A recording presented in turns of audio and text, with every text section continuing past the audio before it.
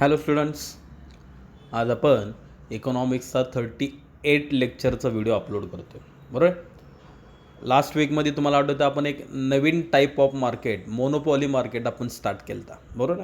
Monopoly market means single seller, की असं market की ज्यामध्ये फक्त एकच सेलर असतो. रिअल लाईफमध्ये मोनोपॉली मार्केट फाइंड आउट दिसतं का? तर नक्कीच दिसतं. For example RBI, Indian railway ही दोन एक्झाम्पल दिली. ती RTO पण दिलं होतं. बरोबर ना बाबा. इंडियन रेल्वे का बरं? कारण इंडियन रेल्वे अजूनसुद्धा single seller means Indian railway totally on and control by the Indian government. बरोबर ना. भारतामध्ये कुठल्याही रेल्वेने फिरला तरी त्याचे जे पैसे आहेत, तिकिटाचे पैसे, ते गव्हर्नमेंटलाच पेड करावे लागतात. अजूनपर्यंत टाटावाल्यांनी त्यांची सेपरेट रेल्वे, रिलायन्सवाल्यांनी त्यांची सेपरेट रेल्वे चालू केलेली नाही आहे. कारण इंडियन रेल्वे हे डिपार्टमेंट गव्हर्नमेंटच्या अंडर येतं. ओके. त्यामुळं असे भरपूर मी तुम्हाला एक दोन एक्झाम्पल दिले. पण मोनोपॉली मार्केट म्हणजे दोन शब्दात. बरोबर. मोनोपॉली मार्केट जर मी विचारलं उद्या what is mean by monopoly market, तर डेफिनेशन जरी नाही लक्षात राहिली तर एवढंच लक्षात ठेवताल, सिंगल सेलर. ओके. आज त्याच्याशीच रिलेटेड एक सेकंड क्वेश्चन बघायचा आपल्याला. नवीन टाईप शिकायचा नाही आपल्याला, मोनोपॉलीशीच रिलेटेड एक न्यू क्वेश्चन आज बघायचा आहे. That is types of monopoly. आपण मोनोपॉली म्हणजे काय ते बघितलं. बरोबर आहे. आणि त्याचे फीचर्स पण बघितले. आज आपल्याला टाईप्स ऑफ मोनोपॉलीचे कुठले कुठले टाईप्स आपल्याला दिसतात ते बघायचे आहे. बरोबर आहे ना. तर दिसते तुम्हाला, followings are the types of monopoly. There are total 7 types. तुम्हाला स्क्रीनवर दिसत आहे की टोटल 7 टाईप्स असतात. फर्स्ट पहिला कुठला आहे? Private monopoly. Second one public monopoly. Next single monopoly. त्यानंतर डिस्क्रिमिनेटिंग मोनोपॉली. हा वर्ड आपला गेला होता लास्ट वीक. बरोबर ना. Discriminating monopoly. त्यानंतर fifth one natural monopoly. Sixth one legal monopoly. And last one voluntary monopoly. बरोबर आहे. तर असे टोटल 7 टाईप्स आहेत. आपण व्यवस्थित बघू, लाईनशीर बघू. छोटे छोटे आहेत. तुम्हाला आता वाटलं असेल 7 टाईप्स आहे म्हणल्यावर हा जो क्वेश्चन आहे हा मोठा असेल. छोटे छोटे एक्सप्लेनेशन दिलेले आहे, त्यामुळं पाठ करायला पण इझी आहे. आणि सगळ्यात महत्त्वाचं नीट लक्ष द्या, सिक्वेन्स लावताना पण मी असा लावला आहे की हे जे पहिले 2 टाईप्स आहेत, private and public, totally opposite. म्हणजे पेर, एक ग्रुप म्हणला तरी चालेल. पाठ करताना प्रायव्हेट अँड पब्लिक एकत्र पाठ करू शकता, कारण ऑपोजिट वर्ड्स आहेत. सेम थर्ड अँड फोर्थचा ग्रुप आहे, सिंगल मोनोपॉली, डिस्क्रिमिनेटिंग मोनोपॉली. बरोबर आहे. अदरवाईज नेक्स्ट वन जे आहेत 5th 6th 7th ते सेपरेट आहेत. पण फर्स्ट 2, पहिले 2 आणि थर्ड अँड फोर्थ ह्यांचा ग्रुप आहे. त्यामुळे त्यांचा एक पेअर असल्यामुळं ते एक पाठ करताना तुम्हाला सोपं जाऊ शकतं. ठीक आहे. चला मग आपण एक एक सिंगल बघू. आपण फर्स्ट टाईप, पहिला टाईप बघू आपण, प्रायव्हेट मोनोपॉली. आता प्रायव्हेट मोनोपॉली म्हणजे काय? सोपं आहे. दोन्ही बघायचे आपल्याला. सेकंड बघा स्क्रीनवर. Second one is public monopoly. नावातनंच भरपूर जणांना कळलं असेल, प्रायव्हेट मोनोपॉली आणि पब्लिक मोनोपॉली. मी एक्सप्लेन करायच्या अगोदर जर एक्झाम्पल देतो म्हणजे तुमच्या लक्षात येईल. समजा आपल्याला उद्या इथंच पुण्यात फिरायला जायचं, पाहुणे आलेत. तुमचा कोणतरी भाऊ किंवा बहीण बाबा तुमची इथं पुण्यात तुमच्याकडं राहायला आलेत आणि त्यांनी सांगितलं बाबा चला फिरायला नाही कुठंतरी. बरोबर ना. तर पुण्यात भरपूर फेमस ठिकाणं आहेत. तर नीट लक्ष द्या मी काय बोलतो आहे. 2 ठिकाणं तुम्ही त्यांना, समजा मी तुम्हाला सांगितलं की तुमच्या भावाला किंवा बहिणीला बाबा 2 ठिकाणी फिरायला घेऊन जाऊ शकता पुण्यामध्ये. एक म्हणजे लवासाला घेऊन जाऊ शकता, कारण लवासा फेमस आहे. पावसाळ्यात तर भरपूर जणं जातो आपण. हां. किंवा सेकंड वन बाबा सारसबाग आहेच की आपलं पुण्यातलं फेमस ठिकाण. भरपूर जणं पाहुणे आले तर आपण सारसबागमध्ये नक्कीच नेतो त्यांना. मी 2 एक्झाम्पल दिले मी तुमच्यासमोर. बरोबर ना. 1 मिनटं मी स्क्रीनवर लिहितो म्हणजे लक्षात येईल तुमच्या. 2 एक्झाम्पल दिले की पुण्यामध्ये जर फिरायचं असेल तर तुम्हाला लवासासुद्धा आहे, किंवा तिथं नसेल जायचं तर तुमच्याकडं सारसबाग हा सुद्धा ऑप्शन आहे. बरोबर आहे ना. पण दोघांमध्ये फरक काय कळलं असेल भरपूर जणांना. Lavasa under the group of private monopoly. आज लवासाची पुण्यामध्ये मोनोपॉली क्रिएट झाली, म्हणजे लवासा हे फिरण्यासाठी फेमस ठिकाण तयार झालेलं आहे. पण ते private monopoly. It is on and control by individual firm. म्हणजे दॅट मीन्स लवासा हे एखाद्या प्रायव्हेट बिल्डरचं, प्रायव्हेट कन्स्ट्रक्शनचं ते ग्रुप आहे. ते सरकारी नाही आहे. ते कुठला तरी त्याचा एक इंडिव्हिज्युअल ओनर असणार आहे. उद्या समजा त्यांना वाटलं की बास बाबा उद्यापासून आता लवासा बंद करायचं आहे फिरण्यासाठी, फक्त जी माणसं मेंबर आहेत त्यांनाच येऊन द्यायचं आहे, असं जर त्यांनी केलं तर ते करू शकतात. आपण त्यांना अडवू शकणार आहे का? नाही अडवू शकत, कारण ते प्रायव्हेट मोनोपॉली आहे, एका सिंगल ओनरच्या मालकीचं आहे ते. उद्या त्यांना वाटलं तर ते अडवू शकतात किंवा त्यांना वाटलं तर ते सगळ्यांना पण एंट्री करू शकतात, बरोबर. ते त्यांच्यावर डिपेंड आहे. सारसबागमध्ये तसं आहे का? नाही, कारण Sarasbaug come under the group of public monopoly. Sarasbaug हे पब्लिक आहे, पब्लिक, सार्वजनिक शब्द माहिती आहे तुम्हाला. सारसबागमध्ये तुम्हाला कोणी अडवणार नाही, बरोबर ना. तिथं कोणीही जाऊ शकतं. म्हणजे असं नाही की बाबा एखाद्या लहान मुलाला प्रवेश नाही, मोठ्या माणसाला प्रवेश नाही, डिफरन्सिएशन ऑन द कास्टनुसार तिथं हे केलं जातं, बघ तुम्ही यायचं नाही, तुम्ही ह्या कास्टचे, असं काही नाही. पब्लिक आहे, तिथं सगळेजण आतमध्ये एंट्री करू शकता आणि तिथं तुम्हाला कोणी अडवणार नाही. म्हणजे सारसबाग हे जे काय ठिकाण आहे, हे सुद्धा पुण्यातलं एक फेमस ठिकाण आहे, पण ते कुणाच्या अंडर येतं? Under the control of government, Pune municipality. तुम्ही सारसबागेत जर प्रवेश करत असाल, वरच लिहिलेलं आहे बघा, पाटीत आहे सारसबाग, आणि का ब्रॅकेटमध्ये खाली काय लिहिलं आहे? पुणे महानगरपालिका. सारसबाग ही कोणाच्या वैयक्तिक मालकीची नाही, ती आपल्या कॉर्पोरेशनच्या मालकीची आहे, म्हणजे सगळ्यांच्या, आपली सार्वजनिक आहे. कळलं नक्की? बघू मग आपण प्रायव्हेट मोनोपॉली काय दिलं नीट बघा, त्याची डेफिनेशन नीट बघा, पाठ करायला सोपं आहे. काय दिलं आहे? Wien and individual or private body किंवा एखादा सिंगल बिझनेसमॅन, जेव्हा एखादा सिंगल बिझनेसमॅन म्हणजे अंबानी म्हणू शकता, बरोबर, किंवा एखादी प्रायव्हेट बॉडी काय करते? Controls a monopoly firm, it is non as private monopoly. Controls a monopoly firm, की जेव्हा एखादा व्हेन अँड इंडिव्हिज्युअल, एखादा सिंगल पर्सन काय करतो? कंट्रोल्स अ मोनोपॉली, पूर्ण मार्केटमध्ये स्वतःची मोनोपॉली तयार करतो, it is non as private monopoly. तेव्हा त्याला प्रायव्हेट मोनोपॉली म्हणतात. नीट लक्ष द्या. आज आपण मोबाईल वापरतो, प्रत्येकाच्या मोबाईलमध्ये सिम कार्ड आहेत. 2 कार्ड मी डोळ्यासमोर घेतो, BSNL आणि जिओ. दोघांमधला फरक माहिती आहे. जिओ आज फेमस आहे, 10पैकी 7-8 जणं तर 100% जिओचं वापरतात, बरोबर आहे ना. मग ह्याचा अर्थ जिओ प्रायव्हेट मोनोपॉली. जिओ हे काय गव्हर्नमेंट ऑथोराईज कुठल्या कंपनीचं कार्ड आहे का? नाही. जिओ हे बाबा तुम्हाला माहिती आहे रिलायन्स ग्रुप, रिलायन्स म्हणजे अंबानी, म्हणजे जिओ हे कार्ड जे काय आहे त्याचा ओनर एकच आहे, अंबानी, म्हणून त्याला प्रायव्हेट मोनोपॉली म्हणू शकता. त्यांनी दिलं आहे फॉर एक्झाम्पल टाटा ग्रुप. तुम्हाला अंबानी ग्रुप घ्यायचा असेल तर घेऊ शकता. Tata group, Ambani group, Adani group असे भरपूर जो एक्झाम्पल आहेत, बरोबर आहे. आणि BSNL मात्र कशात येईल? BSNL प्रायव्हेट आहे का? BSNLचं कारण कार्ड तुम्हाला माहिती आहे, BSNL गव्हर्नमेंट ऑथराईज. BSNLचं फुल फॉर्म काय आहे? भारत संचार निगम लिमिटेड, कारण BSNL ही गव्हर्नमेंट ऑथोराईज कंपनी आहे. BSNLचं कार्ड कोण सेल करतं? गव्हर्नमेंट सेल करतं. त्यामुळं BSNL पब्लिक मोनोपॉलीमध्ये जाईल. नक्की कळलं? प्रायव्हेट म्हणजे स्वतःच्या मालकीचं आणि पब्लिक म्हणजे सार्वजनिक. काय दिलं बघू पब्लिक मोनोपॉलीमध्ये? वेन द प्रोडक्शन, की जेव्हा एखाद्या वस्तूचं प्रोडक्शन जे काय असतं, सोलली म्हणजे माहिती आहे ना तुम्हाला? सोलली म्हणजे single, soul trader concern OC आहे ना तुम्हाला, single, solely, on, control and operated. 3 शब्द वापरत बघा, ओन, कंट्रोल अँड ऑपरेटेड, की जेव्हा एखाद्या वस्तूचं जे काय प्रोडक्शन असतं त्याच्यावर पूर्णपणे स्वतःचं ओन, मालकी, कंट्रोल, नियंत्रण, अँड ऑपरेटेड, की जेव्हा पूर्णपणे एखाद्या वस्तूच्या प्रोडक्शनवर जेव्हा नियंत्रण असतं कोणाचं? By the government. एखाद्या वस्तूच्या प्रोडक्शनवर जेव्हा गव्हर्नमेंटचं फक्त काय असतं? ओन अँड कंट्रोल असतं, it is non as public monopoly. तेव्हा त्याला पब्लिक मोनोपॉली म्हणतात.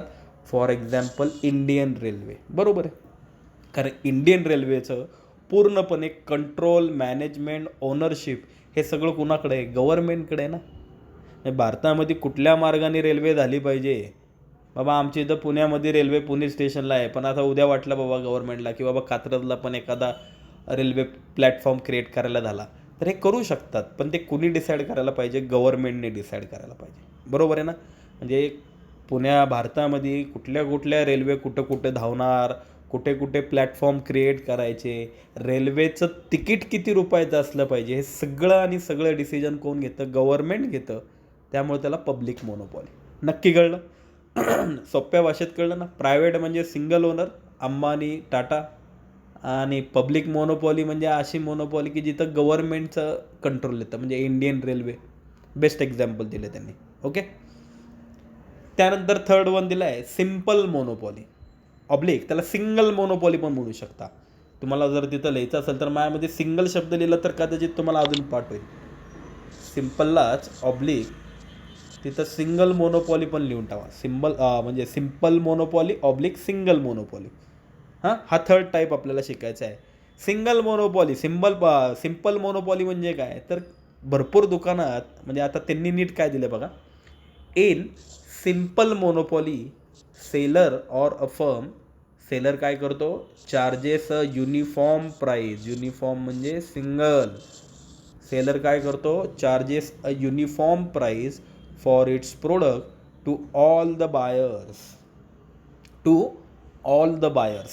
म्हणजे त्याचा अर्थ काय झाला, seller charges a single price for its product to all the buyers, की अशी मोनोपॉली की ज्या मोनोपॉलीमध्ये सेलर काय करतो, सगळ्यांसाठी एकच किंमत लावतो. म्हणजे फॉर एक्झाम्पल हॉटेल, तुम्ही ज्या एरियामध्ये राहता, आता फॉर एक्झाम्पल बाबा तुम्ही कुठं राहता तुमचं तुम्हाला माहिती आहे बरोबर. आता मी ॲज्युम करतो मी राहतो आहे बाबा सुखसागर नगरला, तर मग आमच्या सुखसागर नगरमध्ये समजा एकच हॉटेल असेल, बरोबर आहे ना. म्हणजे आता असं ॲज्युम करा की बाबा इथं कॉर्नरला एक हॉटेल आहे, स्वामी हॉटेल आहे, बरोबर आहे. तर साहजिक आहे त्या एरियामध्ये ते एकच हॉटेल असल्यामुळे त्यांची काय तयार झाली, मोनोपॉली तयार झाली. म्हणजे सुखसागर नगरमध्ये बाबा कुणाला बाहेर खायची इच्छा झाली, आज हॉटेलमध्ये जायची इच्छा झाली, तर आम्ही कुठं जाणार बाबा, स्वामी हॉटेलला जाणार. तसं बघायला गेलं तर पुण्यामध्ये खाली जरासं गेलो बेबीवाडीपासून तर हॉटेल लाईन स्टार्टच आहे. पण बाबा कशाला एवढ्या लांब खाली जाऊन चालायचं आहे, चालत तिकडं जाऊन खायचं आहे, त्यापेक्षा आपल्या एरियामध्ये आहे. म्हणजे थोडक्यात आमच्या इथं जे स्वामी हॉटेल असेल, तुमच्या भागात जे हॉटेल असेल, तर तुमची त्या हॉटेलची त्या एरियापुरतं एक मोनोपॉली क्रिएट होते. मग हॉटेल जे काय असतं ते सिम्पल मोनोपॉलीमध्ये येतं. का बरं, कारण हॉटेलमध्ये कोणी जाऊन दे, आता फॉर एक्झाम्पल एखादी व्हेजिटेबल म्हणजे पनीर बटर आणायला गेलो, किती सांगितले, मला सांगितले बाबा 200 रुपये, 200 रुपयाची भाजी. त्यानंतर तुम्ही गेला, तुम्हाला पण 200च सांगणार आहे. असं नाही ना की तुम्ही स्टुडंट आहात, तुमचं एज कमी आहे, चला स्टुडंटला डिस्काउंट आहे. एखादी लेडीज गेली, बाबा लेडीजला सांगितलं ना बाबा लेडीज प्राईस कमी करा. एखादा सिनियर सिटीजन गेला, म्हातारा माणूस गेला, त्याला प्राईस डिस्काउंट, असं थोडीच असतं का. हॉटेलमध्ये कोणी जेवायला या, सगळ्यांना प्राईस एकच असते, म्हणून त्याला सिम्पल मोनोपॉली. कळलं नक्की. सोपं आहे ना. सिम्पल मोनोपॉली म्हणजे काय, सोप्या भाषेत, की ज्या मोनोपॉलीमध्ये seller charge single price for all the buyers. Seller काय करतो, एकच प्राईस सगळ्यांना सरसकट लावतो, भेदभाव करत नाही, त्याला सिम्पल मोनोपॉली म्हणायचं. अँड त्याच्याच ऑपोजिट चौथा आहे डिस्क्रिमिनेटिंग मोनोपॉली. डिस्क्रिमिनेटिंगचा अर्थ असतोय, डिस्क्रिमिनेट म्हणजे काय, डिफरंट प्राईस, वेगवेगळेपणा, म्हणजे थोडक्यात भेदभाव करणे. इथला जो सेलर असतो तो भेदभाव करतो. म्हणजे फॉर एक्झाम्पल, एक्सप्लेनेशन राहून दे बाजूला, एक्झाम्पल आहे का माझं, की तुम्ही ज्या भागात राहता, मी हॉटेलचं एक्झाम्पल दिलं, तसंच तुम्ही ज्या भागात राहता तुमच्या भागात एक व्हेजिटेबल सेलर, भाजी विकणारा आहे, पण तो एकच आहे, भाजीचं दुकान एकच आहे. अदरवाईज तुम्हाला भाजी घ्यायची असेल तर डायरेक्ट मग खाली जायला लागतं, बिबवाडीत जायला लागतं, मंडईत जावं लागतं. त्यामुळे तुम्ही ज्या भागात राहता तिथं समजा असं ॲज्युम करा की एकच जर भाजीवाला असेल तर त्याची मोनोपॉली तयार झाली. आणि ती कुठली मोनोपॉली, डिस्क्रिमिनेटिंग. का बरं डिस्क्रिमिनेटिंग, मी भाजीवाल्याचंच एक्झाम्पल का घेतलं, कारण भाजीवाले नॉर्मली काय करतात, charge different price for different buyers to the same product. म्हणजे काय, की भाजीवाले काय करतात, वेगवेगळ्या माणसांना वेगवेगळी प्राईज लावतात, बरोबर आहे ना. त्याला माहिती आहे बाबा मी ह्या एरियात एकटाच आहे, त्यामुळं तो मोनोपॉली तर असतेच त्याची. पण बाबा लेडीज दिसते की त्याला माहिती आहे बाबा लेडीज बरोबर कुठं बार्गेनिंग करायचे, त्यांना नॉर्मली रेट्स माहिती असतात, 40 रुपये किलो सांगतो.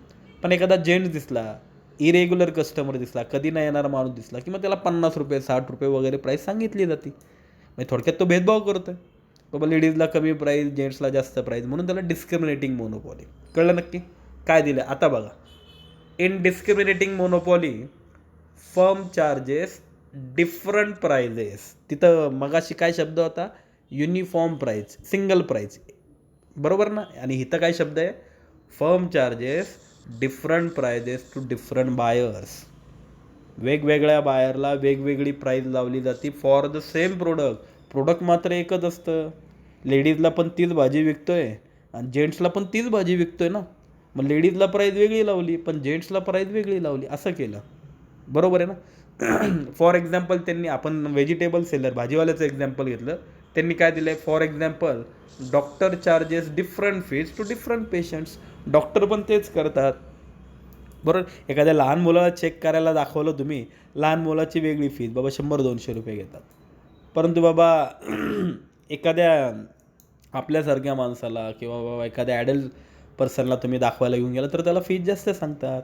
आणि डिपेंड्स ऑन डिसीज, वेगवेगळ्या कारणावर डिपेंड असतं. एखाद्याला नॉर्मल सर्दी खोकला असेल तर त्याला, तुम्हाला माहिती आहे, त्यांच्याकडच्याच गोळ्या घेतात आणि बाबा 50-100 रुपये घेतात. पण एखाद्याला बाबा थोडासा ताप वगैरे असेल तर तुम्हाला माहिती आहे, त्याला गोळ्या पण वेगळ्या देतात, मेडिसिन्स वेगळे देतात, मे बी समटाईम्स कधी कधी इंजेक्शन्स पण देतात. मग ते इंजेक्शन्स वगैरे दिल्यामुळं साहजिक आहे जास्त झालं. मग तुम्ही एखाद्याला सांगताल बाबा तुमचा मित्र गेला, तो अरे माझ्याकडनं 50 रुपयेच घेतलेले, पण तुम्ही काय म्हणताल, अरे माझ्याकडनं 100 रुपये घेतले, वेगळे जास्त घेतले. ते जास्त का घेतले, डिपेंड्स ऑन डिसीज. तुम्हाला आजार वेगळा होता, त्याला आजार वेगळा होता. त्यामुळे डॉक्टर लोकसुद्धा काय करतात, वेगवेगळी फीस चार्ज करतात. Discriminating monopoly. नक्की कळलं.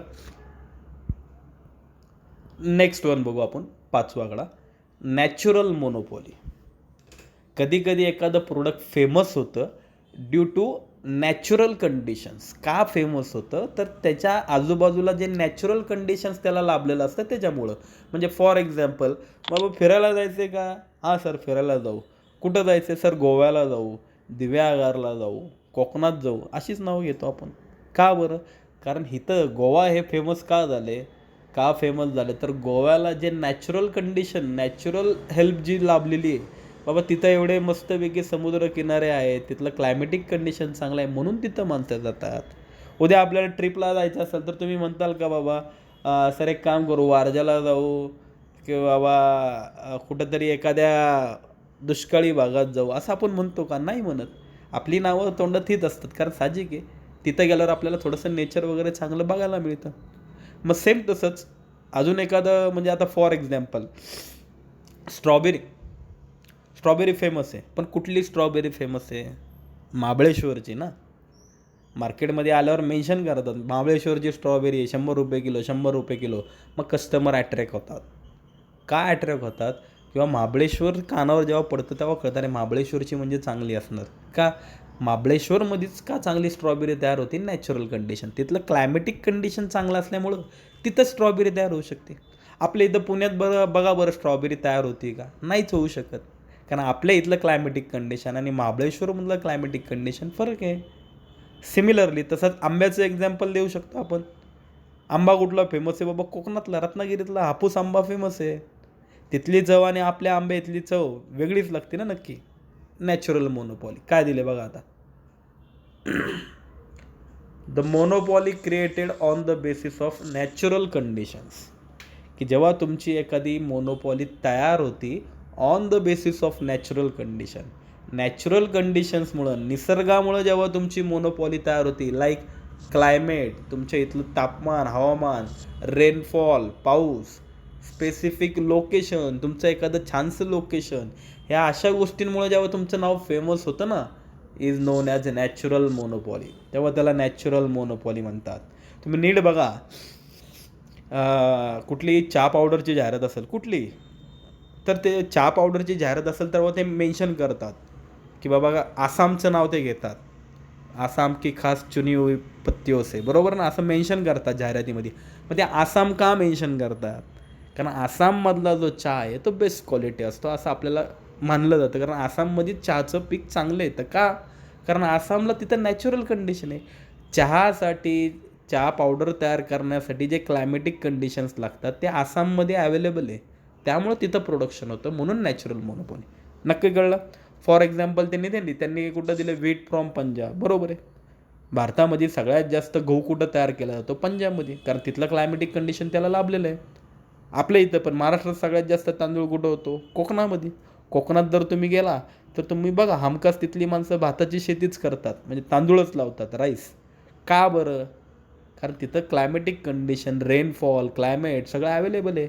भातासाठी, तांदळासाठी जे पाऊस लागतो तो तेवढा पाऊस कोकणामध्ये अवेलेबल असतो, म्हणून तिथं राईसचं प्रोडक्शन होतं. नक्की कळलं. Natural monopoly. त्यानंतर 6th वन बघू, लिगल मोनोपॉली. आता हा लिगल हा शब्द माहिती की तुम्हाला? लिगल म्हणजे काय हो? कायदेशीर. बरोबर आहे ना? म्हणजे आता नीट बघा, एखादा मला सांगा, नीट बघा, एखादा मुलगा जर आयफोन वापरत असेल किंवा मी समजा उद्या बॅचमध्ये आलो, मी समजा आयफोन वापरत असेल, तुम्हाला लगेच बॅच चालू असतानाच कळणार आहे. कसं काय?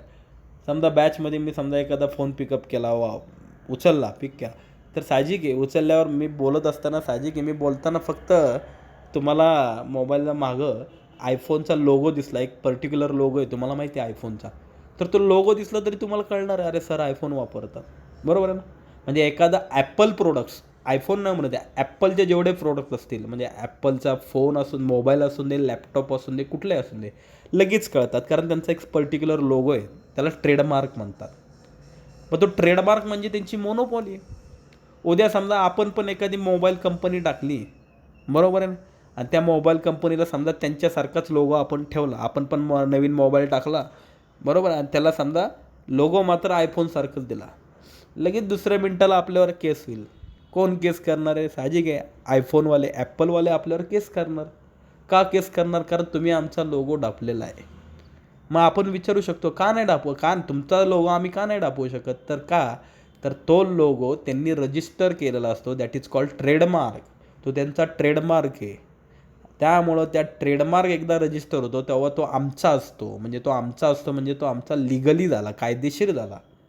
म्हणजे ह्याचा अर्थ आता हा लोगो वर्ल्डमध्ये कुठलीही कंपनी वापरू शकत नाही, आणि जर वापरलं तर आम्ही त्यांच्यावर केस करणार, अशी स्वतःची एक मोनोपॉली तयार केली, म्हणून त्याला लिगल मोनोपॉली. का लिगल? कायदेशीर. कायदेशीर आम्ही तुमच्यावर केस करणार. बरोबर आहे का? नक्की कळलं? काय दिलं बघा, दीज मोनोपॉली इमर्ज म्हणजे क्रिएट, तयार होणे. ही लिगल मोनोपॉली कशी काय तयार होते? ऑन अकाउंट ऑफ म्हणजे ड्यू टू, च्यामुळे. These monopoly emerge on account of. Legal monopoly कशामुळे तयार होते? लिगल प्रोव्हिजन्स, कायदेशीर तरतुदीमुळे ही मोनोपॉली तयार होते. फॉर एक्झाम्पल, अकाउंट्समध्ये बघितले आपण पेटंट्स, काय काय जण एखादं प्रोडक्ट तयार केलं की त्याचे पेटंट्स काढतात. ट्रेडमार्क असतो, आत्ताच मी एक्झाम्पल दिलं, आयफोन, कुठली कंपनी असून दे, 4 व्हीलर असून दे, मर्सिडीज वगैरे, प्रत्येकाचा एक ट्रेडमार्क असतो. कॉपीराईट्स असतात. तुम्ही बघताय बाबा, सध्या IPL चालू आहेत, IPL बघता तुम्ही, बरोबर आहे ना? कुठं दिसतं ते IPL? स्टार स्पोर्ट्सवरच दिसतं ते ना, किंवा हॉटस्टारवर मोबाईलमध्ये बघत असतील तर हॉटस्टारवर दिसतं ते, बरोबर आहे? किंवा कधी असं झालं का, नाही सर मी आमच्या केबलला बघितलं किंवा आमच्या टी व्हीवर बघितलं, आज बाबा झी टी व्हीवर किंवा सोनी टी व्हीवर मॅच दिसते, सेट मॅक्सवर दिसते आज IPLची मॅच. शक्यच नाही आहे, कारण कॉपीराईट्स, टेलिव्हिजन राईट्स हे कुणाकडे आहेत? स्टार स्पोर्ट्सवर आल्याकडे आहे. त्यामुळे ती मॅच फक्त स्टार स्पोर्ट्सच्या कुठल्याही चॅनलवर दिसू शकते, बरोबर ना? म्हणजे उद्या स्टार प्लसला जरी दिसली तरी नो प्रॉब्लेम, कारण स्टारचाच चॅनल आहे ना तो. त्यामुळे स्टारच्या कुठल्याही चॅनलवर आता आपल्याला IPLची मॅच दिसू शकते, पण दुसऱ्या कुठल्याही ग्रुपवरती दिसणार नाही. Legal monopoly. मग ह्या मोनोपॉलीमुळे काय होतं? The law forbids the potential competitors, की एकदा का, आता नीट लक्ष द्या, की आयफोनवाल्यांनी काय केलं, त्यांचा जो ट्रेडमार्क आहे तो ट्रेडमार्क रजिस्टर केला आहे. त्यामुळे काय होतं? Forbids the potential competitors. Forbids म्हणजे काय? तर बंदी घालणे, की ह्यामुळं तुमचा तो कायदा असतो, लॉ काय करतं? बंदी घालतं. कुणाला बंदी घालतं? पोटेन्शियल कॉम्पिटिटर, की जे कॉम्पिटिटर असतात ना. आयफोननी त्यांचा, एक मिनटं, आयफोननी त्यांचा जेव्हा तो लोगो रजिस्टर केला, तर रजिस्टर केल्यामुळं काय झालं, की जे बाकीचे कॉम्पिटिटर्स होते, बाकीचे मोबाईल कंपनीज असतील, सॅमसंग असतील, विवो असतील, ओप्पो असतील, ते काय करू शकत नाही? To imitate the design or form of the product register under given branded names. बरोबर ना? फॉरबिड्स टू इमिटेट मीन्स अनुकरण करणे, कॉपी, सोप्या भाषेत कॉपी म्हणू आपण तिथं. की आता एकदा का तो लोगो तुम्ही रजिस्टर केला, register under given branded names, की आम्ही हा लोगो आता ॲपल, आयफोन या नावाने रजिस्टर करत आहे, एकदा का तुम्ही केला, मग त्यामुळं काय होतं? Forbids to imitate the design or form of the product, की एक प्रकारे तुम्ही रजिस्टर केल्यामुळं तुम्ही त्याची डिझाईन जी काय असेल किंवा त्याचा जो फॉर्म असेल ते इतरांनी कॉपी करू नये, म्हणून तुम्ही फॉरबिड्स, त्याच्यावर बंधनं घालता, रेस्ट्रिक्ट करता, बंदी घालता एक प्रकारे. म्हणून माणसं ट्रेडमार्क काढतात. तुम्ही कधी पण बघा, एखादा कुठलाही दुकानाचं नाव वगैरे असेल किंवा कुठलंही प्रोडक्ट असेल तर ब्रॅकेटमध्ये सी लिहिलेलं असतं, बरोबर, किंवा कधी कधी टी पण लिहिलेलं असतं. ते ब्रॅकेट किंवा छोटं सर्कल काढून तिथं टी लिहिलेलं असतं, सी लिहिलेलं असतं. तर त्याचा अर्थ काय? कॉपीराईट, ट्रेडमार्क, की बाबा आमच्या दुकानाचं जे नाव आहे, फॉर एक्झाम्पल श्री क्लासेस, आपल्या क्लासचं जे नाव आहे, तर श्री क्लासेस हा सुद्धा आपला काय आहे? ट्रेडमार्क आहे, बरोबर ना. तुम्ही श्री क्लासेसचं जर तुमच्याकडं काही ब्रॉशर असेल, प्लॅम्पलेट असेल, तर श्री क्लासेसचं आपलं नाव आहे. तर त्याच्या इथं बघा ब्रॅकेटमध्ये तुम्हाला श्री क्लासेसच्या बाजूला एक छोटंसं सर्कल आहे आणि तिथं TM लिहिलेलं आहे किंवा टी पण असेल. त्याचा अर्थ असतो ट्रेडमार्क. म्हणजे श्री क्लासेस हा क्लास आम्ही रजिस्टर केलेला आहे. उद्या पुण्यामध्ये जर श्री क्लासेस नावाचा किंवा श्री क्लासेस ज्या फॉर्ममध्ये, ज्या फॉर्मॅटमध्ये लिहिलेलं आहे, त्या फॉर्मॅटमध्ये लिहिलेला जर आम्हाला कुठला क्लास सापडला तर आम्ही नक्कीच त्याच्यावर ॲक्शन घेऊ शकतो. नक्की कळलं? फॉर एक्झाम्पल दिलं त्यांनी ॲपल प्रोडक्ट, अमूल प्रोडक्ट, हे तुम्हाला माहिती आहे. ॲपलचं प्रोडक्ट असून दे, अमूल, कुठलंही बाबा, कुठलंही प्रोडक्ट, म्हणजे ॲपल अमूल नाही म्हणत, कुठलीही फोर व्हीलर घ्या, मर्सिडीज घ्या, मारुती सुझुकी घ्या, प्रत्येकाचा एक ट्रेडमार्क लोगो असतो आणि ते लोगो त्यांचा स्वतःचा असतो. आता फॉर एक्झाम्पल नायकेचं कुठलंही प्रोडक्ट घेतलं, बरोबर आहे ना, नायकीचा शूज घेतला, नायकीचा गॉगल होते, नायकीचा टी-शर्ट घेतला, तर तुम्हाला माहिती आहे त्याचा एक असा लोगो आहे, बरोबर, अशी त्यांची ट्रूची साईन आहे. मग ते साहजिक आहे, एखाद्या मुलांनी समजा नायकीचा शूज घातला असेल तर ते आपण लांबनं पण कळतं बाबा त्याच्या शूजवरती आपल्याला साईन दिसली, मग ह्याचा अर्थ त्यांचा ट्रेडमार्क झाला. आणि तो ट्रेडमार्क म्हणजे ती त्यांची काय झाली? Legal monopoly. तो त्यांच्या नावाने. आता जर त्यांना तो परत कुठं लिगली त्यांना दिसलं, अरे एक शूज कंपनी तयार झाली आणि त्यांनी पण आपल्यासारखा लोगो वापरला, ते बिंदासपणे त्यांच्यावर ॲक्शन घेऊ शकतात. नक्की कळलं? आणि last but not the list, 7वा टाईप, व्हॉलंटरी मोनोपॉली. सोपं आहे. व्हॉलंटरीचा अर्थ माहिती आहे? व्हॉलंटरी म्हणजे काय? स्वइच्छेने, स्वतःच्या इच्छेने त्याला व्हॉलंटरी म्हणतात. काय काय जण म्हणतात ना की बाबा सर हा व्हॉलंटरी रिटायरमेंट घेणार आहे. व्हॉलंटरी रिटायरमेंट म्हणजे काय बाबा? आता तुम्हाला माहिती आहे की बाबा कुठलाही एखादा गव्हर्नमेंट जॉब असेल, पोलीस असून दे, तर त्यामध्ये बाबा 58 up to the age of 58, 58 वर्षापर्यंत तुम्ही काम करू शकता आणि जेव्हा तुमचं 58 कंप्लीट होतं तेव्हा तुम्हाला रिटायर केलं जातं. परंतु बाबा एखाद्याला वाटलं बाबा माझं वय 50 झाले, मला आता काही काम होत नाही, तर तुम्ही रिटायरमेंट घेऊ शकता, नो प्रॉब्लेम. त्याला व्हॉलंटरी रिटायरमेंट म्हणतात. की बाबा अगोदरच तुम्हाला स्वतःच्या इच्छेने जर रिटायरमेंट घ्यायची असेल तर त्याला व्हॉलंटरी म्हणतात, बरोबर आहे. भरपूर जण शब्द वापरतात, त्यामुळे लक्षात ठेवा व्हॉलंटरी. मग सेम तसंच आहे, व्हॉलंटरी मोनोपॉली मीन्स काय? स्वतःच्या इच्छेने. काय काय जण काय करतात, आता नीट लक्ष द्या. आजकाल तुम्हाला माहिती आहे की एक दीड वर्षापूर्वी, 1.5-2 म्हणू शकतो, 2-3 वर्षापूर्वी कंपनीवर, मोबाईल कंपनीच्या सिम कार्ड म्हणतो आहे मी, सिम कार्डच्या भरपूर जाहिराती दिसायच्या. बाबा आयडियाची जाहिरात दिसायची, मग त्या आयडियाचं एक पर्टिक्युलर रिंगटोन असायची, अभिषेक बच्चनची जाहिरात असायची, वोडाफोनची जाहिरात असायची. वोडाफोनची तुम्हाला आठवत असेल जुजू, किंवा तो हजची जाहिरात असायची. त्या हजच्या जाहिरातमध्ये ते एक कुत्रं असायचं, बरोबर. एअरटेलची जाहिरात असायची, जिओची जाहिरात नंतर तयार झाली, BSNLची जाहिरात असायची. प्रत्येक कंपनीच्या जेवढ्या सिम कार्ड आहेत, एअरसेल, बऱ्याच जणांना आठवते का नाही, एअरसेल नावाचं धोनी ब्रँड ॲम्बॅसेडर होता, एअरसेल नावाचं पण सिम कार्ड होतं.